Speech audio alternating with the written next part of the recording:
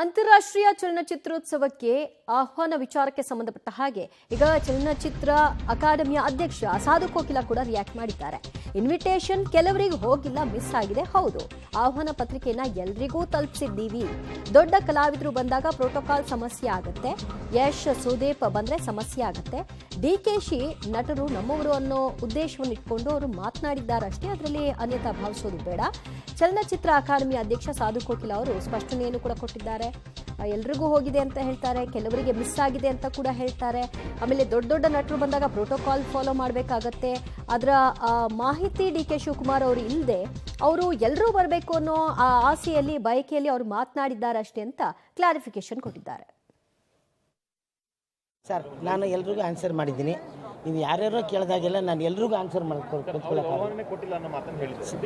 Sir, ಕೆಲವರಿಗೆ ಹೋಗಿಲ್ಲದೆ ಇರಬಹುದು ಅಥವಾ ಕೆಲವರಿಗೆ ಮಿಸ್ ಆಗಿರಬಹುದು.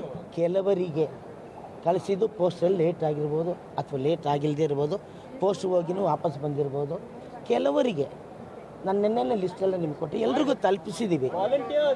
ಪರ್ಟಿಕ್ಯುಲರ್ ಒಬ್ರಿಗೆ ಬಂದಿಲ್ಲ ಅಂದಾಗ ಅದನ್ನು ದೊಡ್ಡದು ಮಾಡಿದ ವಿಷಯ ಅಲ್ಲ. Thank you sir. ಎಲ್ರಿಗೂ ಏನಾಗುತ್ತೆ, ಜನರಲ್ ಆಗಿ ಎಲ್ರಿಗೂ ಕಳಿಸಿರ್ತೀವಿ. ಈಗ ದೊಡ್ಡ ದೊಡ್ಡ ಕಲಾವಿದರು ಬಂದಾಗ ಪ್ರೋಟೋಕಾಲ್ ಪ್ರಾಬ್ಲಮ್ ಆಗುತ್ತೆ.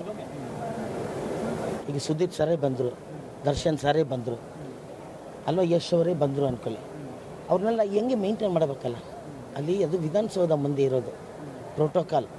CM ಅವ್ರು ಬರೋ ತನಕ ಆ್ಯಕ್ಚುಲಿ ಯಾರನ್ನು ಸರಿಯಾಗಿ ಒಳಗೆ ಬರೋದಕ್ಕೆ ಕಷ್ಟ ಆಗ್ಬೋದು ಕೂಡ. ಯಾವ್ದು ಈಗ ಅವರೆಲ್ಲ ಬಂದಿದ್ರಾ? ಯಾವಾಗ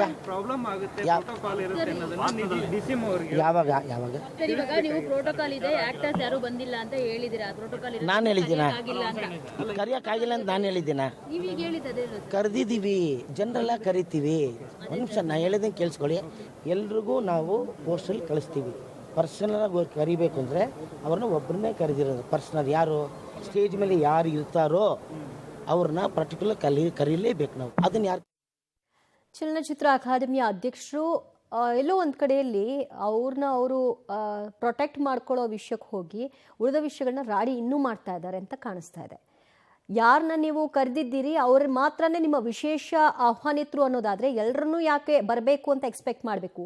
ಪ್ರೋಟೋಕಾಲ್ ಫಾಲೋ ಮಾಡಬೇಕು ಅಂತ ಅಂದಾಗ ಎಲ್ಲರೂ ಕೂಡ ಬಂದಿಲ್ಲ ಅಂತ ಯಾಕೆ ದೂರಬೇಕು? ನಿಮ್ಮಿಂದಲೇ ಎಲ್ಲವೂ ಎಡವಟ್ಟಾಗಿರೋದು ಅಂತ ಕಾಣಿಸ್ತಾ ಇದೆ.